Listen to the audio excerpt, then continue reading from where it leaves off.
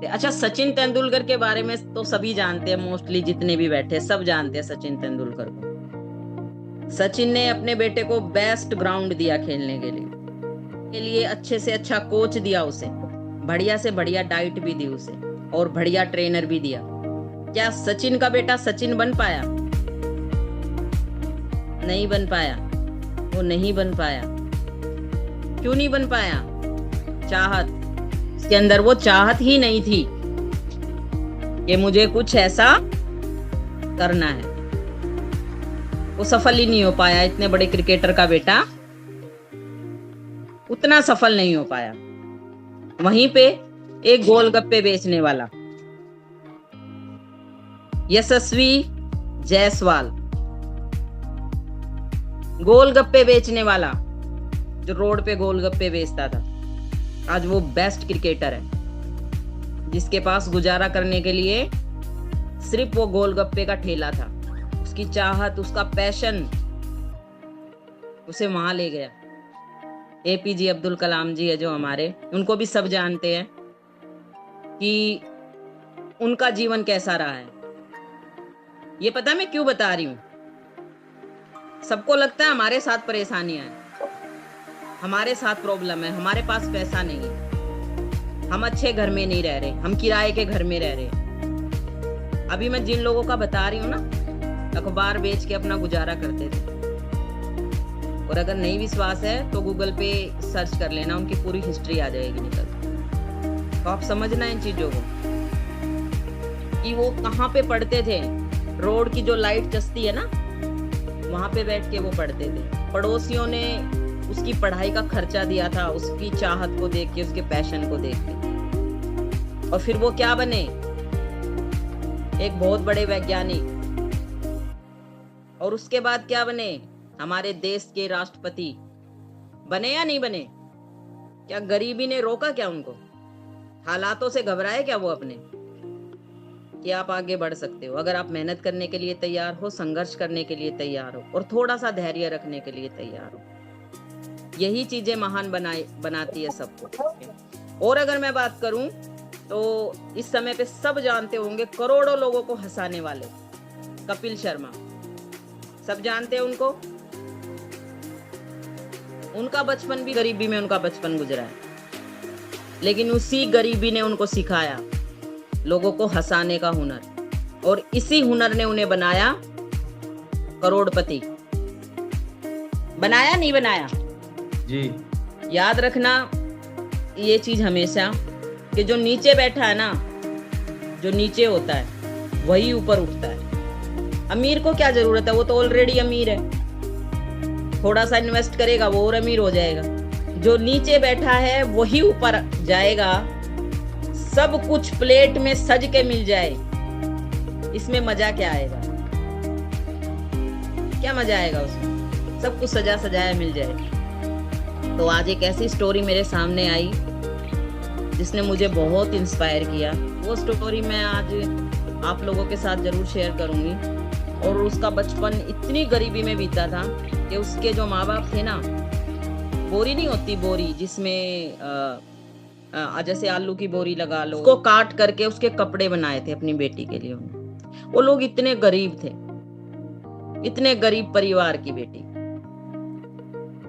उसके साथ एक ऐसी घटना घटी, 9 साल की बच्ची, और उसका शारीरिक शोषण किया गया। ये सच्ची घटना बता रही हूँ मैं आपको। वहां से निकली तो कहीं और, फिर वहीं उसके साथ वही हुआ, और वो 14 साल की उम्र में माँ बन गई।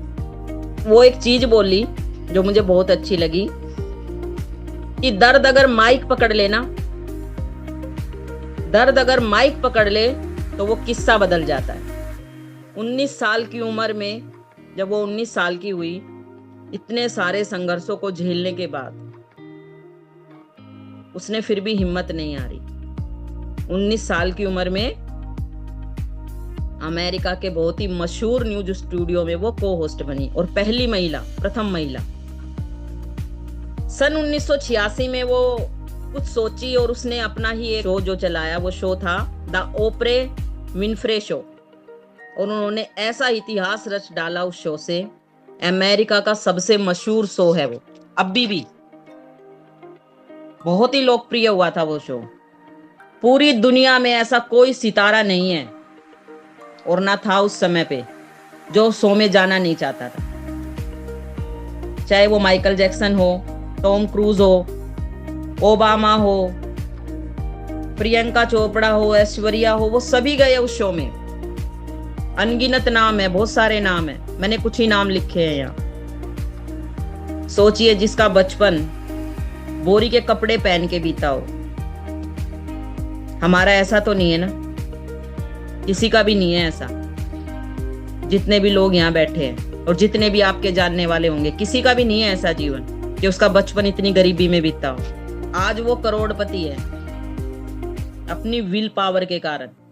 2023 और 24 में वाइल्ड फायर, मतलब पूरे जंगलों में आग लग गई थी और अमेरिका और कनाडा में बहुत ज्यादा इससे नुकसान हुआ था और कम से कम 8 से 9 हजार लोगों के जो घर थे वो उजड़ गए थे, बेघर हो गए थे वो लोग। उसमें ओपरा ने पता है कितना डोनेट किया था? 60 करोड़ 60 करोड़ डोनेट किया था उसने। जो नीचे से उठता है ना, उसे पता होता है दान का महत्व क्या होता है, इसलिए वो खुद गई थी वहां। आज वो 71 साल की है। स्टेज पे जाती है ना, और जब वो वहां पे गरजती है और कहती है, एक ही चीज कहती है बस, कि अपने दर्द को अपना डायलॉग बना लो। आप उसके बारे में पढ़ेंगे ना तो आपको वहां पे भी लिखा हुआ मिलेगा यही वर्ड, अपने दर्द को अपना डायलॉग बना लो। देखना कैमरा खुद ब खुद चालू हो जाएगा, लोग आपको सुनेंगे। हालात कितने भी खराब क्यों ना हो, तो अपने दर्दों को अपने डायलॉग बनाना, बहाने मत बनाना। आज मेरे को ये परेशानी है, मैं नहीं कर पाऊंगा, आज मेरे को वो परेशानी है, मैं नहीं कर पाऊंगा। अरे सोचो ना कि अगर ओपरा कर सकती है इतनी परेशानियों में, इतनी खतरनाक सिचुएशन में, इतने दुख झेलने के बाद, तो क्या हम नहीं कर सकते? तो अपने आप को तैयार करिए, क्योंकि अमीर बनने के लिए बस एक ही चीज है जो आपको अपने से दूर करनी पड़ेगी, सिर्फ एक ही चीज।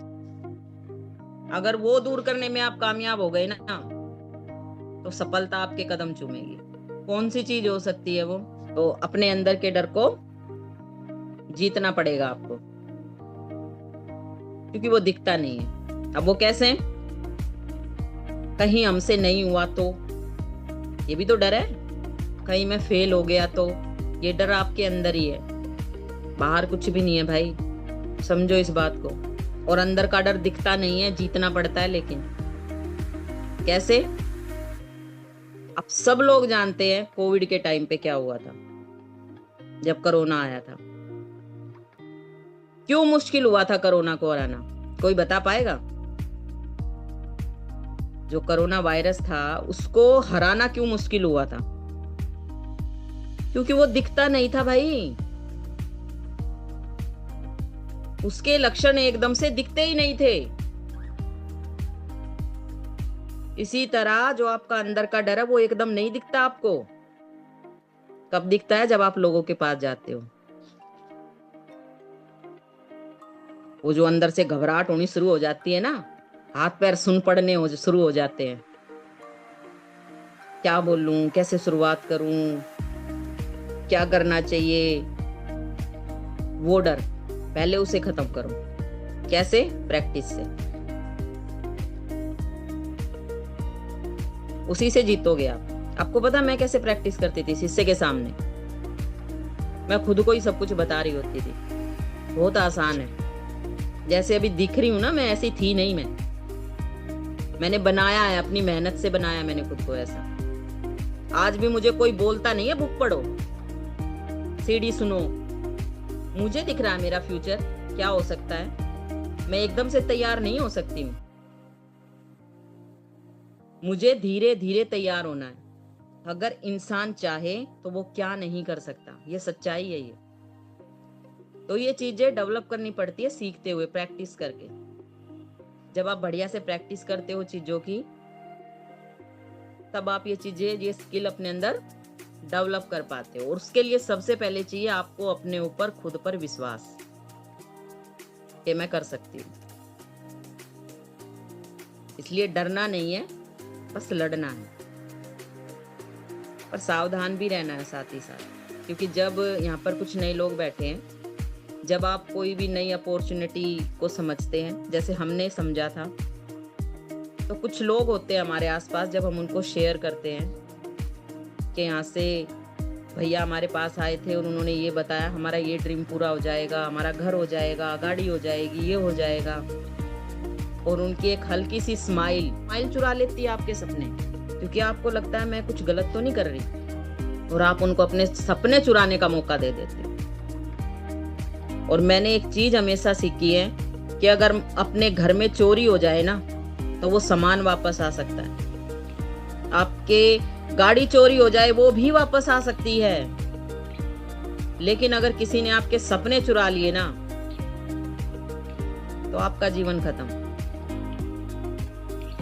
कुछ नहीं है फिर आपके पास। तो अपने सपने कभी भी किसी को चुराने मत देना। हर इंसान के पास जीवन में दो रास्ते होते हैं, एक बड़ा आसान सा होता है, सरल होता है कि हम अपना भरण पोषण करें, यही हमारी लाइफ है। दूसरा सही रास्ता। सही रास्ता कैसा होता है? जो आपको सही मायने में, सही हालात में सही दिशा दिखाए, खुद को अमीर बनाने की ओर आपको अग्रसर करे कि आप इस रास्ते पे चलो। कठिनाइयां जरूर आएंगी, संघर्षों से आपको जरूर गुजरना पड़ेगा, लेकिन आप सफल हो जाओगे। आप अमीर बन सकते हो, आप करोड़पति बन सकते हो। अच्छा, कोयले की खान में किस किस को पता है हीरे मिलते हैं, है ना? कोयले की खान में हीरे मिलते हैं, लेकिन क्या वो हीरे सही में कोयले की खान में ऐसे ही बन जाते हैं क्या? आपको पता है, इस बिजनेस को करने के दौरान लोगों ने बड़ा दिल दुखाया हमारा, लेकिन अपलाइन एक ही चीज बोलते थे, ये प्रेशर है, क्या तुम तैयार हो ये प्रेशर झेलने के लिए? हमने बोला था यस। वही सवाल मैं आपसे पूछ रही हूँ आज, क्या आप तैयार हो प्रेशर झेलने के लिए? तैयार है, क्या आप तैयार है ये प्रेशर झेलने के लिए? हाँ जी जी। हाँ जी दीदी। क्योंकि यही आपको बेशकीमती बनाएगा। तो आप लोगों की ना सुनते हो, जब आप लोगों के घर डेमो प्लान देने जाते हो, जब कुछ लोगों के जीवन में आपकी वजह से वो रोशनी आती है जिनसे उन्हें एक रास्ता दिखता है, तो आप बेशकीमती बन जाते हो।